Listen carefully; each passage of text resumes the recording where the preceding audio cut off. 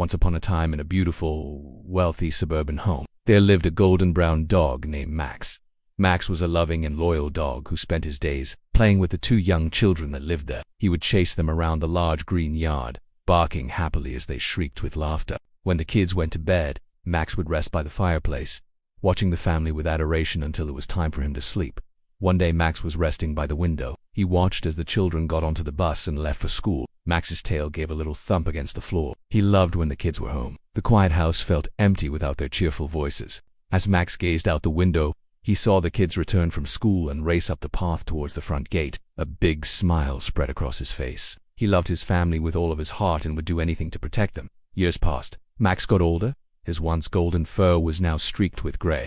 His playful energy was replaced with a calmer demeanor. The kids had grown up and no longer had time for a dog. They'd head out the door without a backwards glance, leaving Max behind. He didn't mind, though. He knew they'd come back. Right. One afternoon, the man of the house put Max into the car with a very tired look on his face.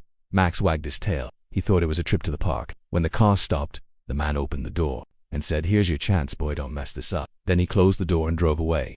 Max looked around. He was in a remote field surrounded by tall trees and an old abandoned house. Max barked once, twice, but the car was already out of sight.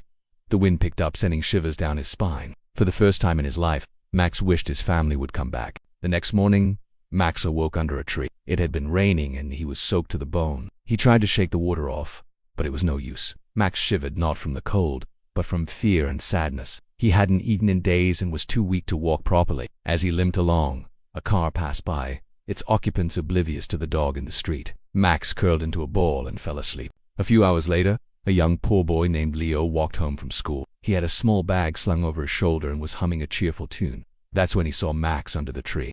"Hey, buddy," Leo said softly, taking off his jacket and wrapping it around the dog. Max went and licked Leo's hand. In that instant, the boy felt a connection with the old dog. He led Max out of the rain and gave him some food. Then he scratched behind his ear. Max leaned into the touch and closed his eyes. For the first time since being abandoned, Max felt a glimmer of hope.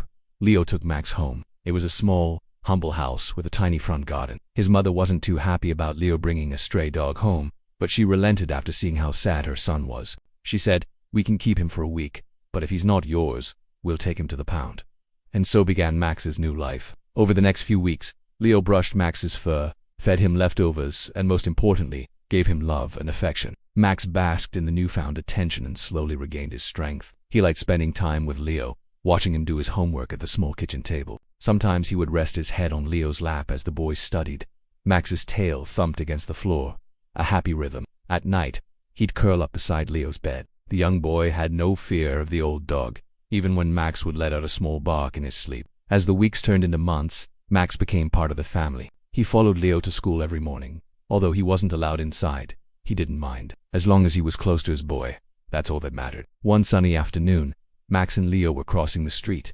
A car sped towards them. Without hesitation, Max ran in front of the oncoming car, pushing Leo out of the way. The car skidded to a halt. Max lay on the road. Still, Leo rushed to his side, tears streaming down his face. "Max," he cried, hugging the dog tightly. Max looked up at Leo one last time. There was a deep bond between them, forged in love and loyalty. Then Max closed his eyes forever. Several years later, Leo sat at his study desk. He was older now, but his eyes still held the same kindness. On the shelf beside him was a framed photo of a dog. Every day, Leo would dust the picture, a small smile on his lips. It was a reminder of a loyal heart that loved unconditionally, a hero who gave his life to save another.